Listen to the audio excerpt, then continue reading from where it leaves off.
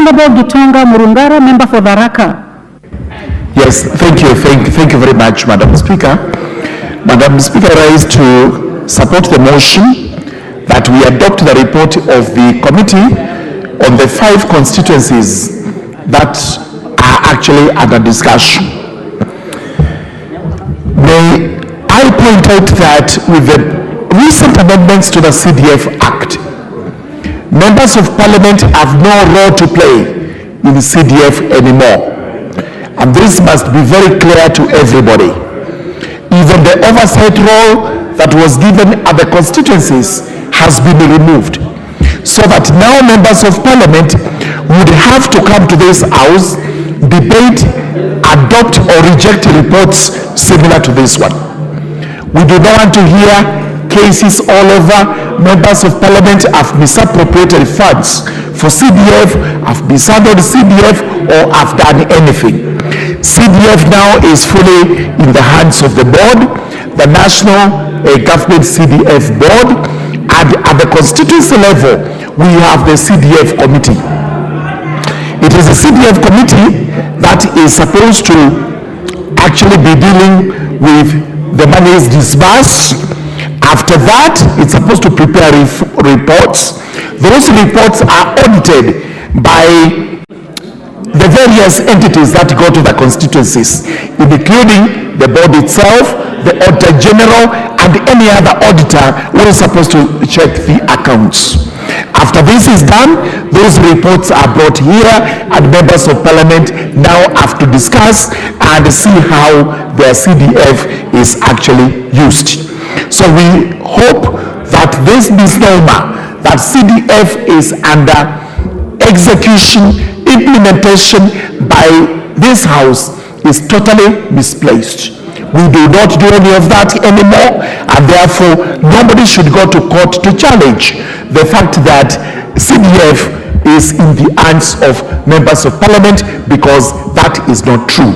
So our work here is actually to oversight once reports are brought here, and we leave it to the committees to receive the money, to actually make the budgets which are approved by the board, and at the end of the day execute those budgets.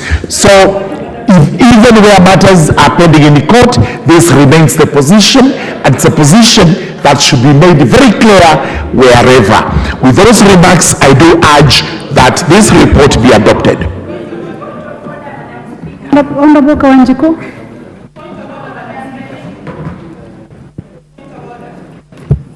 Thank you, Madam Speaker, for giving me this opportunity to contribute to this debate and to clearly state that we support the auditor's report, and actually a lot of work that is happening within the constituency, and I'm certain that our county government should be able to learn from what the NGCDF is doing, especially in terms of implementations of project, making sure that we oversight and we are able to see whatever the NGCDF committees and the boards are doing.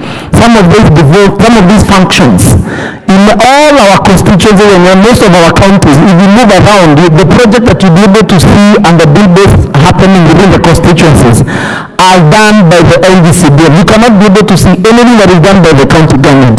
So the issue of making sure that we oversight the NGCDF, making sure that there is proper school infrastructure, making sure that we are able even to participate as far as the new curriculum for the CDF is happening within our constituency. It is happening because the CDF and the members of the National Assembly have been able to implement and to oversight some of these projects, Madam Speaker. And we want to congratulate even the President, because the other day he was able to continue or to increase the funding of the NGCDF, and he stated that the ministry has no business in construction of classes, and he gave that responsibility, Madam Speaker, to the NGCDF, and we were able to be he was able to increase to about 7 million shillings to every constituency to make sure that we are able to implement new classrooms for the sake of grade 6 and grade 7 and the CBC, Madam Speaker. So in short, I'm trying to say that there is a lot that is happening within the constituency. We are proud, the members of the NGCDF, and we are also hopeful as we move forward that we are going to receive more funds so that we can continue to implement some of the serious projects, especially the issue of security, especially the issue of making sure that we have enough infrastructure, and even making sure here some of the schools, you realize that the classrooms that we have are not even enough, Madam Speaker. And we also have less funds. We may want to do much as far as the constituencies are concerned, as far as the schools classrooms are concerned, as far as the security is concerned of our area, Madam Speaker. And therefore, this issue of NGCDF, we support it, and we are also waiting for the NADCO report so that we can make sure that is enshrined within the constitution, and we make it mandatory. We don't have to go back and forth with our courts on issues of NGCDF, Madam Speaker, so that we can fully implement all the projects that are undertaken, especially the infrastructure projects that are undertaken by the ministry and as well by the security team within our constituencies. Therefore, I support the Auditor General report. I'm sure they have done a good job, and I'm also sure that NGCDF is doing an amazing work back in Mashinani, Madam Speaker. I support, Madam Speaker. Okay, there being no further interest on this subject, I would like to call upon the mover to reply. The Honorable Muliengi.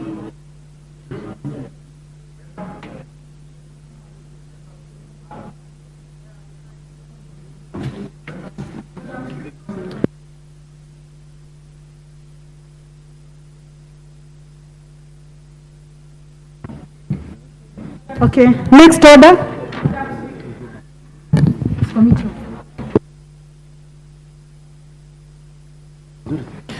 Order number 10, Committee of the Whole House.